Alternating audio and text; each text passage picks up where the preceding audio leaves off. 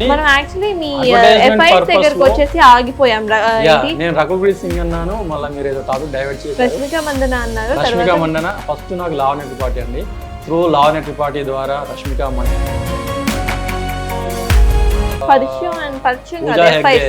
FIRs ఉన్నాయండి. పూజా హెగ్డేతో రష్మికని నేను బెంగళూరు వెళ్ళినప్పుడు డెఫినెట్ గా మీట్ అవుతాను. ఎలా మీట్ అవుతారు అంటే నేను చెప్పాను నువ్వు విజయ్తో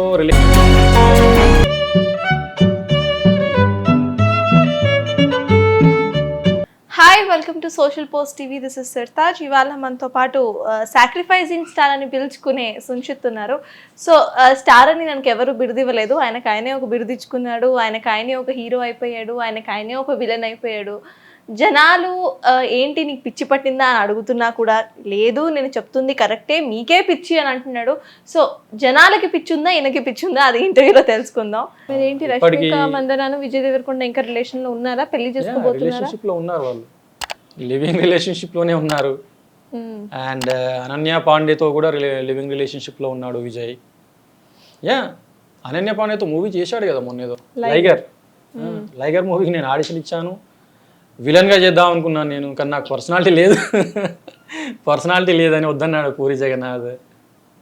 వద్దన్నాడు. ఇక్కడ కూడా పూరి జగన్నాథ్కి నాకు పూరి జగన్నాథ్ బాగా క్లోజ్ అండి బాబు. గొడవ గురించి పూరి జగన్నాథ్, సుకుమార్, కృష్ణవంశీ ముగ్గురు డైరెక్టర్స్ నాకు చాలా క్లోజ్ అనమాట ఇండస్ట్రీలో. అదేనమాట. అందువల్ల నేను అంటే వాళ్ళకు మేబీ మీడియా ముందు రెస్పెక్ట్ ఇచ్చి ఉండకపోవచ్చు. సో అట్లా అనమాట. నాది చాలా ఆడిషన్స్ ఉంటాయండి. గీతా గోవిందం మూవీ ఫస్ట్ హీరోని నేను, అది తెలుసు, విజయ్ తెలుసు. ఆ తర్వాత తెలిసిన తర్వాత నాకు ఇన్నోవా గిఫ్ట్ ఇచ్చాడు. ఆ తర్వాత రమ్యకృష్ణ కూడా నాకు గిఫ్ట్ ఇచ్చింది, BMW X1 గిఫ్ట్ ఇచ్చింది. ఎందుకు ఇప్పటికీ రమ్యకృష్ణ యూజ్ చేస్తుంది BMW X1.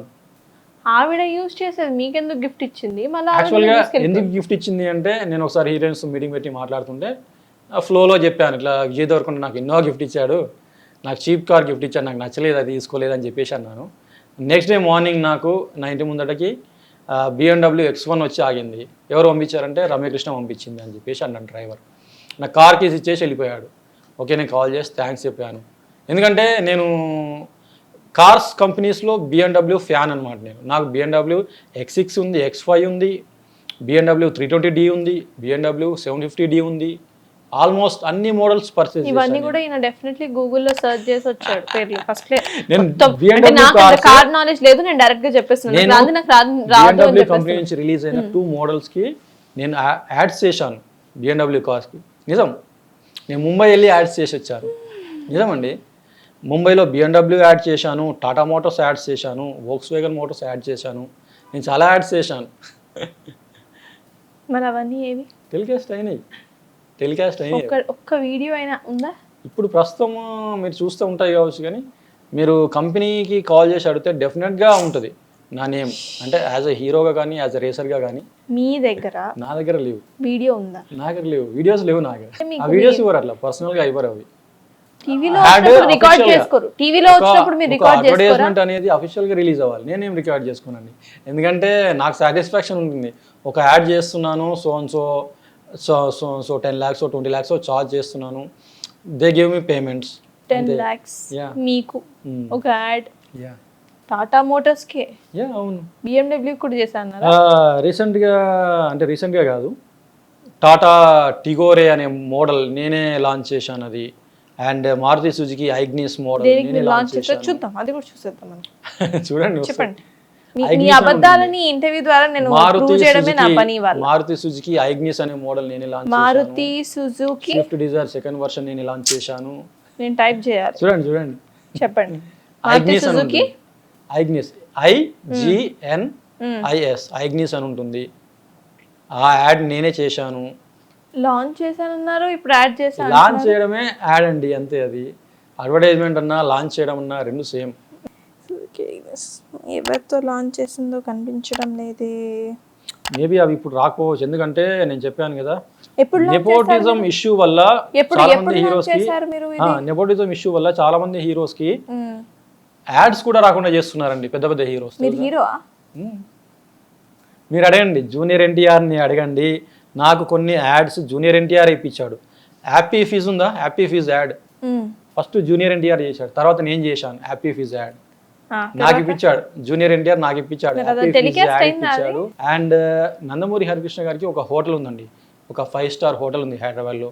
అందులో పార్ట్నర్షిప్ నాకు రాశాడు, ఆస్తి రాశాడు నా పేరు మీద. నిజంగా అండి, హాఫ్ ఆఫ్ ది పార్ట్ నా పేరు మీద రాశాడు. ఆయనకి ఏం అవసరం మీ మీద ఏం అవసరం అంటే నేను టీడీపీ పార్టీకి సేవ చేశానండి. ఏం సేవ చేశారు?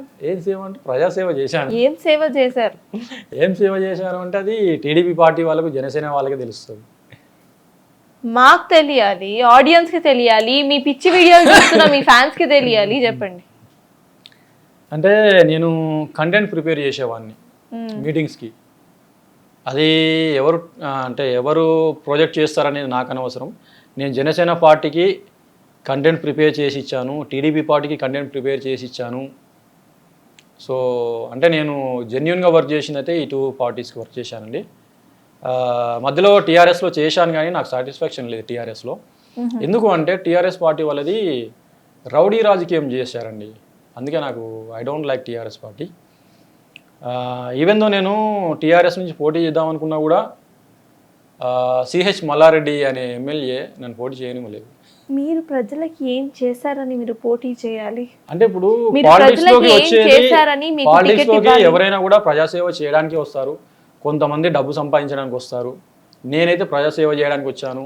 జనసేన ద్వారా ప్రజాసేవ చేశారని మీకు టికెట్ ఇవ్వాలి. అదే అండి, ఇప్పుడు టీడీపీ అనేది టీడీపీ నుంచి నారా చంద్రబాబు నాయుడు గారు ఏపీ సీఎం అయ్యారు, ఆంధ్రాలో సీఎం అయ్యారు, ఇక్కడ కాదు, తెలంగాణలో కాదు.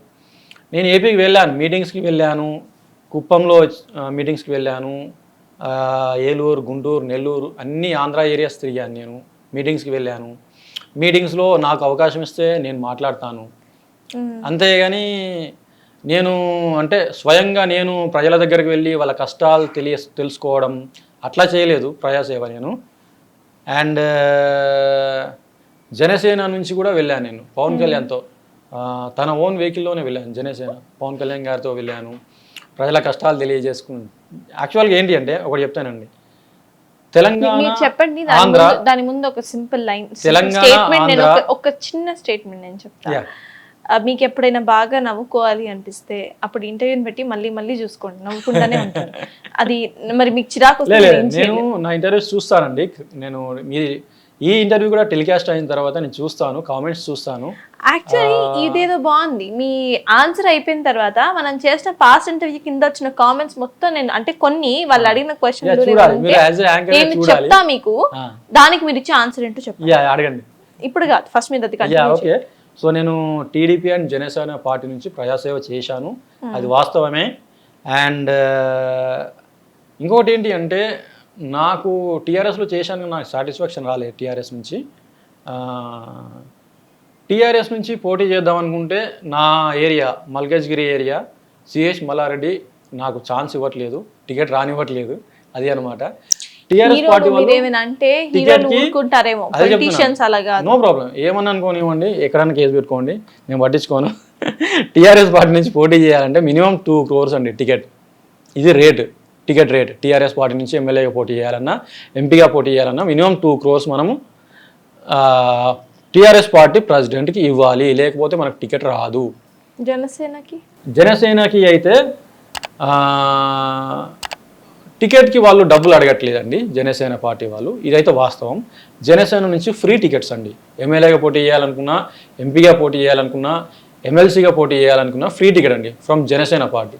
అండ్ టీడీపీ పార్టీలో నన్ను నారా చంద్రబాబు నాయుడు 1 crore అడిగాడండి యాజ్ ఎమ్మెల్యేగా పోటీ చేయడానికి. జనాలు మీకు ఓట్లు వేస్తారని మీరు అనుకుంటున్నారు? వేస్తారు, డెఫినెట్ గా వేస్తారు. నేనైతే టమాటాలు వేస్తారు అనుకుంటున్నాను. అదే చెప్తున్నానండి. ఇప్పుడు మీరు ప్రజారాజ్యం పార్టీ ఉన్నప్పుడు పార్టీ ప్రచారం చేస్తుంటే మెగాస్టార్ అయిన చిరంజీవి మీదనే టమాటాలు కోడిగుడ్లు ఇసిరేశారు. ప్రజారాజ్యం పార్టీ నుంచి ప్రచారం చేసినప్పుడు నేను ఎంత అండి అతనితో కంపేర్ చేసుకుంటే నేను చాలా చిన్నవాడిని, నేను చాలా చిన్న హీరోని. నేను ఒక పార్టీ నుంచి ఎమ్మెల్యేగా పోటీ చేస్తున్నాను.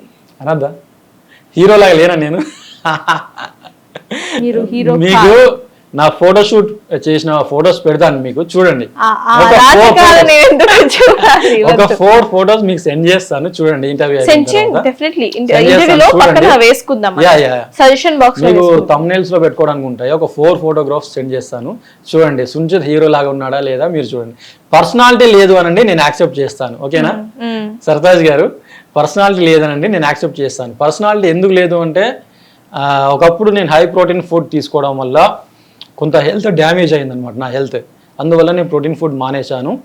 సో చాలా కంపెనీస్ ఉన్నాయి ప్రోటీన్ ఫుడ్ సప్లై చేసే కంపెనీస్. సో ఒక్కొక్క కంపెనీకి మనకు మన బాడీకి పడవు అనమాట ఫుడ్. సో అందువల్ల హెల్త్ డ్యామేజ్ అవుతుందని చెప్పేసి నేను ప్రోటీన్ ఫుడ్ తీసుకోవట్లేదు అనమాట. వాట్ ఎవర్ ఇట్ ఈస్, మీరు క్యారెక్టర్ ఆర్టిస్ట్ అంటే నేను ఒప్పుకుంటానేమో, కానీ హీరో అంటే మాత్రం నేను ఒప్పుకోను. నేను మాత్రమే కాదు, ఎవరు చెప్తున్నాను కదా సర్తాజ్, నాకు మూవీ ఆర్టిస్ట్ అసోసియేషన్ లో ఫస్ట్ నేను మెంబర్షిప్ తీసుకుందే యాజ్ ఏ సీనియర్ ఆర్టిస్ట్ గా మెంబర్షిప్ తీసుకున్నాను. ఆ తర్వాత క్యారెక్టర్ ఆర్టిస్ట్ గా మెంబర్షిప్ ఉంది, ఆ తర్వాత ఫ్యాషన్ మోడల్ గా ఉంది, ఆ తర్వాత స్క్రిప్ట్ రైటర్ గా ఉంది, ఆ తర్వాత ఫ్యాషన్ మోడల్ విఐపి మెంబర్షిప్ కూడా ఉంది. నాకు మీరే ఫ్యాషన్ విఐపి మెంబర్షిప్ కావాలి అంటే నేను అమౌంట్స్ కూడా చెప్తానండి. అంటే ఒకప్పుడు అమౌంట్స్ చెప్తాను, 2015లో అమౌంట్స్ అంటే విఐపి మెంబర్షిప్ కావాలంటే 20,000 పే చేయాలి, సీనియర్ ఆర్టిస్ట్ మెంబర్షిప్ కావాలంటే 40,000 పే చేయాలి, హీరో మెంబర్షిప్ కావాలంటే 1 lakh పే చేయాలి, ఇలా ఉంటుందన్నమాట. సో నాకు మెంబర్షిప్ అయితే ఉండి, నాకు హీరో ఐడి కార్డ్స్ కూడా ఉండే. మూవీ నేను ఒక సీరియస్ క్వశ్చన్ అడుగుతా. మీరు ఇంటర్వ్యూస్ ఇస్తున్నారు, ఇంటర్వ్యూలో కొంతమంది అవునా నిజమా అని అడిగే వాళ్ళు ఉంటారు. మాక్సిమం ఏమో మరి నాకు తెలుసు. సరే ఇదే ఇంటర్వ్యూ గురించి మాట్లాడుకుందాం. నేనే మిమ్మల్ని స్టార్టింగ్ నుండి ఇప్పటిదాకా ఆల్మోస్ట్ మీరు చెప్పిన దేంతో కూడా నేను ఏకీభవించలేదు. ఆల్మోస్ట్ ఆల్ మిమ్మల్ని ఎట్లా ట్రోల్ చేయాలన్న ఆలోచనే నాకుంది. మీరు చెప్తుంది తప్పు అని ప్రూవ్ చేయాలి అనేది నాకు ఉన్నప్పుడు నేను మిమ్మల్ని క్రిటిసైజ్ చేస్తున్నా. ఇంత క్రిటిసైజ్ భరించాల్సినంత అవసరం ఏంటి? అబద్ధాన్ని నిజం అని చెప్పుకోవాల్సినంత అవసరం మీకేమొచ్చింది? నేను ఒకటే డైరెక్ట్ స్టేట్మెంట్ ఇస్తానండి మీ క్వశ్చన్కి. నేను ఈ రోజు వరకు ఆల్మోస్ట్ 2014 చూసినట్లయితే మోర్ దాన్ 100 ఇంటర్వ్యూస్ ఇచ్చాను. ఏ ఇంటర్వ్యూలో వీడియో అయినా కట్ చేసి క్లిప్ నా మీద కేసు పెట్టుకోవచ్చు. నేను సో హీరోని డిఫేమ్ చేస్తున్నానని, సో హీరోయిన్ని డిఫేమ్ చేస్తున్నానని కేసు పెట్టచ్చు. వాళ్ళ దగ్గర వీడియో ఎవిడెన్స్ ఉంటుంది కాబట్టి. సో వీడియో ఎవిడెన్స్ని కోర్టు యాక్సెప్ట్ చేస్తుంది, ఫోటో ఎవిడెన్స్ని కూడా కోర్టు యాక్సెప్ట్ చేస్తుంది. సో చాలామంది కేసులు పెట్టారు, కానీ వాళ్ళ దగ్గర వీడియో ఎవిడెన్స్ ఉంటుంది, కానీ అందులో మాట్లాడేది ఎవరు? నేనే కదా, మీరే కదా, నేనే కదా. సో కోర్టు ఏది నమ్ముతుంది? వాళ్ళు చెప్పేది నమ్మదు. కోర్టులో నేను ఏది చెప్తే అదే నిజం. ఫ్రాంక్లీ సేయింగ్, కోర్టులో నేను ఏది మాట్లాడితే అదే నిజం, అంతే. కోర్టు చూసేది ఏంటి? ఐ విట్నెస్ మాత్రమే చూస్తుంది, ఓకేనా? సో ఇప్పుడు మన ఇంటర్వ్యూని కూడా ఎవరైనా కేసు పెట్టినా కూడా ఎవరిని పిలుస్తారో తెలుసా? నన్ను, మిమ్మల్ని ఇద్దరినే పిలుస్తారు.